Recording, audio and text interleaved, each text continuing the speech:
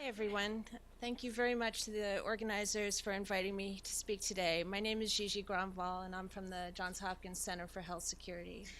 I'm going to talk about a slightly different kind of pilot project that is related to this overall effort, and that is understanding and anticipating governance needs and systems. So, not to state the obvious, but governance in this area is hard. And it's not because it's hard because there's nothing there. It's because there's actually a plentiful array of regulations and laws and norms in this area, or related to this area. But what makes it challenging is that there's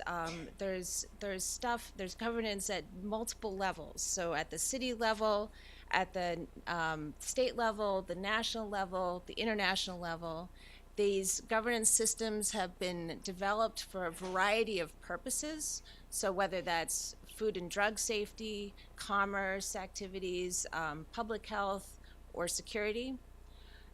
There's also uneven awareness and adherence and enforcement of these governance measures.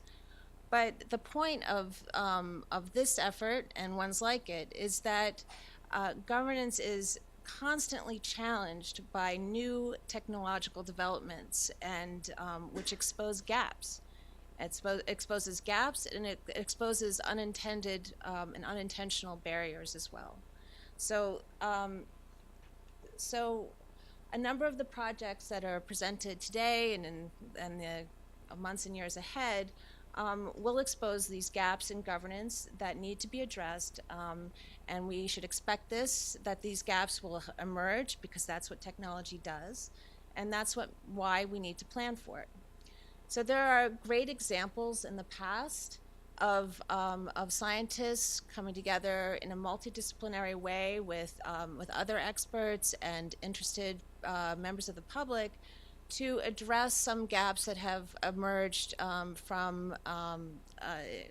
other past technological developments, including DNA recombinant technology in the 70s, establishing biosafety norms so that a BSL-3 laboratory is roughly the same regardless of where you are, DNA synthesis screening so that people can't, or where a group of companies have come together to try to take steps so that people can't order smallpox off the internet, things like that. And also germline editing. So there have been, some of these things have been successes, some of these have been partial successes or temporally partial successes, and some have not been as successful as you'd like and have sowed a lot of distrust in the public. But regardless, this key essential ingredient of having a multidisciplinary group that is trying to address these gaps to make sure that the work proceeds in the public interest is just the key to success.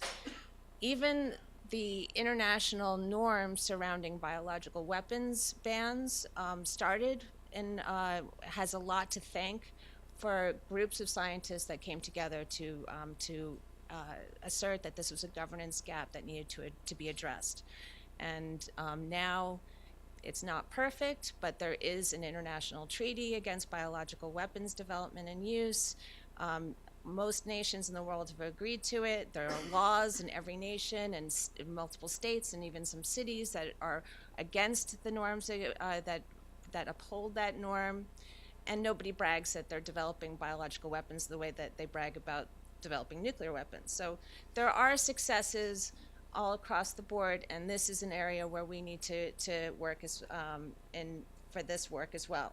So I look forward to talking with you in the months and in the days and the months ahead to find areas, specific applications and technologies that you think will expose some of these gaps, because this is an area that is benefited by actual examples, not hypothetical in the near term, in the immediate to near term, and to work with you to come up with ways that we can offer as many partial solutions as we can, so that the field develops in the public interest. So thank you, and I look forward to your questions.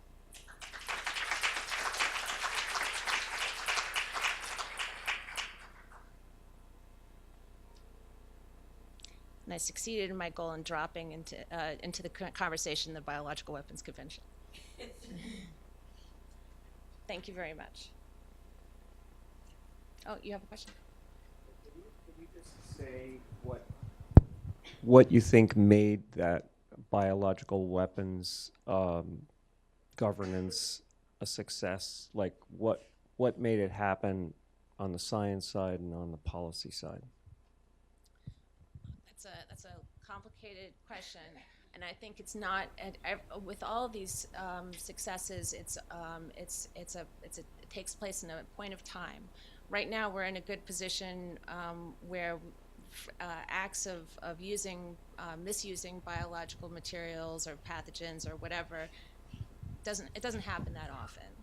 But it's something that we have to continually work on, because as the technological capacity increases, human nature doesn't really change all that much.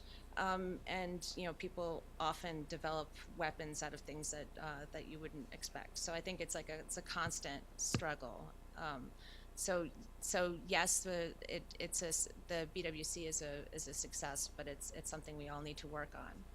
A good example of that is there's a chemical weapons convention as well, and that norm has been very steadily eroded in the last few years. Thank you.